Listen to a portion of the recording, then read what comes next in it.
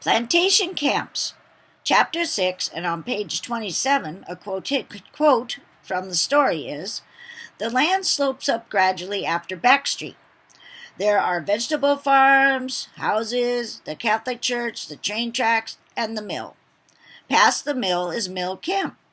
Kiavi Camp and Pump Camp sit in the middle of the cane fields, which slope up to the foot of the mountains." That's the quote from the story. And from Center for Oral History states that workers were provided housing in plantation camps, not just for workers but also their families. As stated in Plantation Boy, they were located in the cane fields. Many cultures came to Hawaii seeking work. Plantation owners needed workers. These workers were a mixed plate of nationalities: Filipino, Portuguese, Japanese, Korean, Chinese, and Hawaiian, and English. From these cultures, a language called Pidgin evolved, a combination of all the languages. Some plantation camps had small town-like atmosphere. In these towns would be a store, doctors, and schools. Train tracks would run nearby, hauling the sugar cane from the field to the mill. Plantation work life was hard. Workers worked long 10-hour days. They used machetes to chop down the stalks of sugar cane.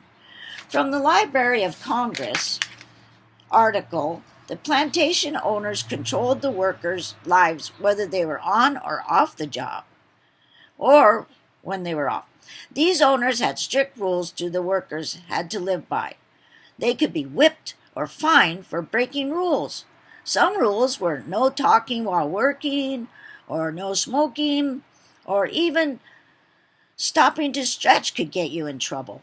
The story seems to be that a Chinese man ground sugar cane on Lanai in 1802. He didn't pursue the business and went back to China, leaving this grinding method in Hawaii. In Manoa Valley in 1820, rum was created from sugar cane.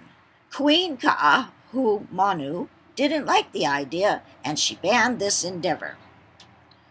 The first real commercial sugar plantation was here on Kauai, around 1935, from the sugar cane that was growing wild. This research into plantation camps is important and so relevant to the story Plantation Boy.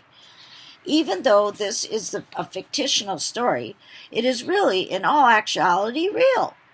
I have lived in Hawaii for 40 years. I live near the Keikaha sugar mill. I have watched it function and am friends with a ton of mill workers. The land my late husband and I bought in 1984 was owned by a sugar mill supervisor. His house that was on this lot got destroyed in 1982 because of Hurricane Eva. He was just too old to rebuild, so he put the lot up for sale.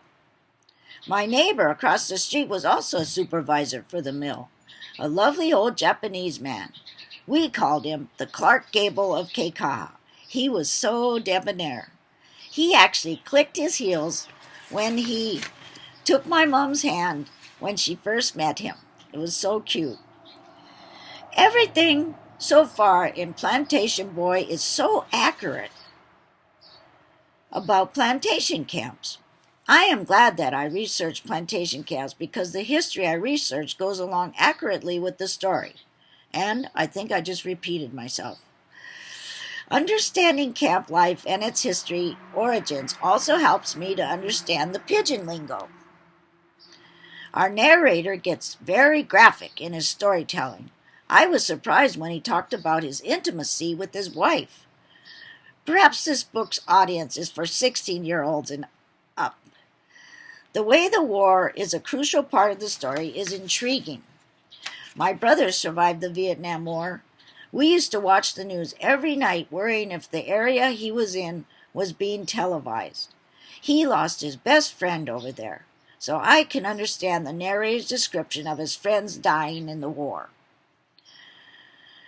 Living on an island, everyone is quite close, so when something happens, the news travels fast on the Coconut Express, as it is called.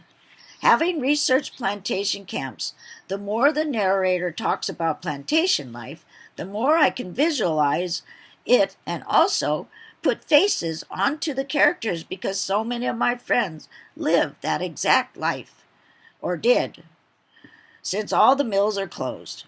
But they still live in those camps today. And that's the truth.